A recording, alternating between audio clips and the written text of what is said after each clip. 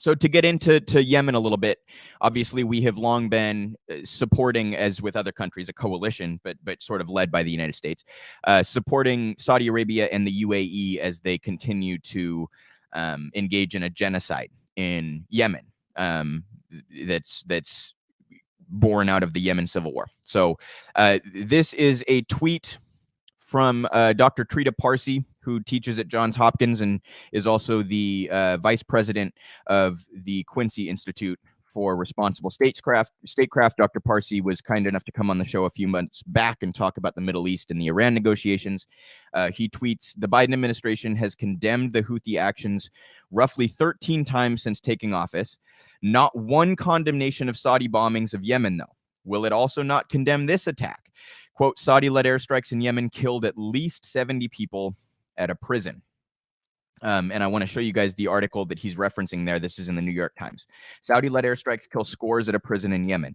The strikes, which also knocked out the country's internet, came after Iran-backed Houthi rebels attacked the UAE, a key partner in the Saudi-led coalition that has been fighting in Yemen for years. I want to reject that framing in a sense. This is the attempt to start the story at a convenient place so that you can claim self-defense. So they're not going to mention all of the pretext before the Houthi attacks. They're just going to say Houthi rebels attacked the UAE and the response was this. So you notice who they're framing as the aggressor, okay? That's just ridiculous. Again, you guys, as with almost every foreign policy issue that we talk about, I'm not saying the Houthi rebels are good guys. I'm saying that we are perpetrating war crimes, and that makes us one of the bad guys. Right, that committing genocide, that invoking blockades that stop food and medicine from reaching a community. That's not good guy stuff, no matter who you're doing it to. Okay, so we'll dive into some of the details here. 7-year-old war in Yemen intensified again on Friday when airstrikes by the Saudi-led military coalition on northern Yemen killed at least 70 people and knocked out the entire country's internet, according to international aid groups and the rebels who control the area. Capping a week in which rebel drones struck as far away as Abu Dhabi and Saudi bombs rained down across rebel-held northern Yemen, the hostilities were fresh proof of the conflict's obstinacy a year after President Biden took office, vowing to bring the war and one of the world's worst humanitarian disasters to an end.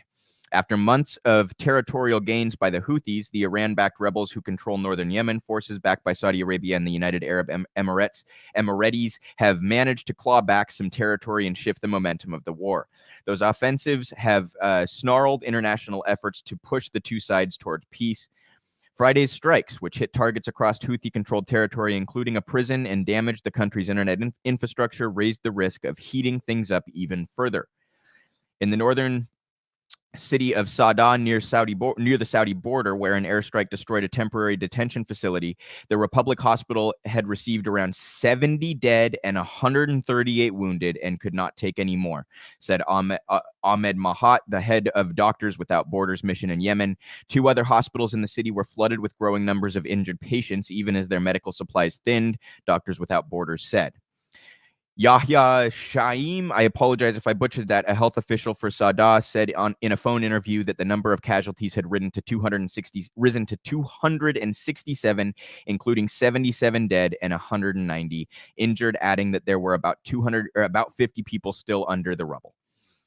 You guys, this is just, it's an extension of the same kind of conduct that we've engaged in the Middle East for decades and decades and decades. And it's, you know, to hit a prison, it's like we talk a lot about Israel-Palestine and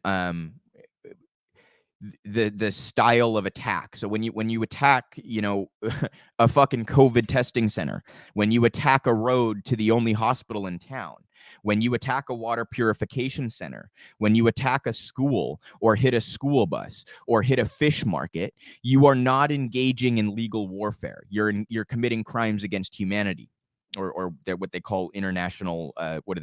There's a technical term that the UN uses, right? Illegal use of force, I think, is what they call it.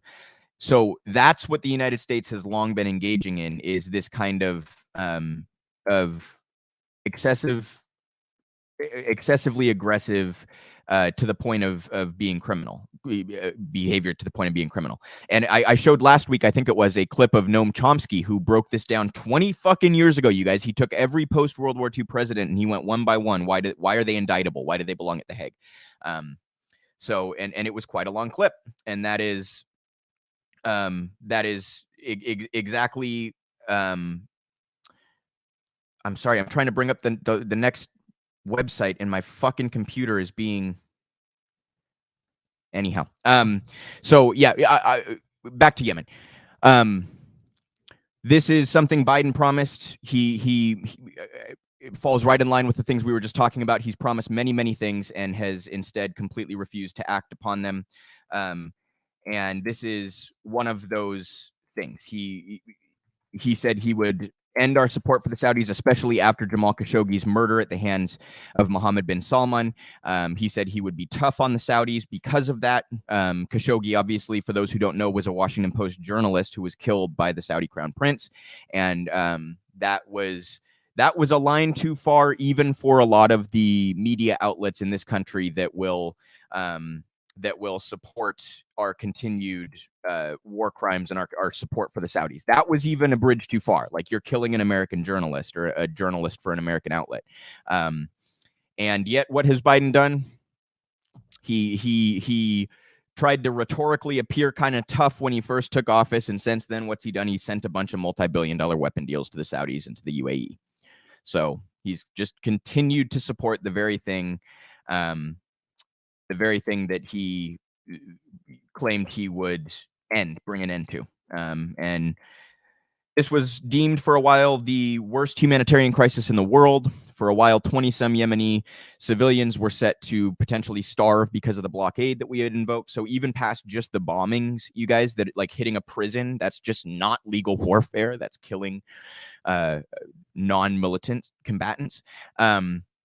Beyond just even that, the blockades and the sanctions and this kind of thing that we've engaged in have kept food and medicine from reaching civilians. So it's an all-around attack on the entire country, not just the Houthi rebels. And again, we, like we do elsewhere in the Middle East, we use our presence there as an opportunity to claim self-defense. And as the New York Times article did there, they started the story with Houthi rebels attacked so that they could frame them as the aggressors and then say, well, Saudi Arabia was just responding, right? So even if they screwed up and killed some people they shouldn't have, they were just responding to an attack. No, you got to go back and look at the whole history here.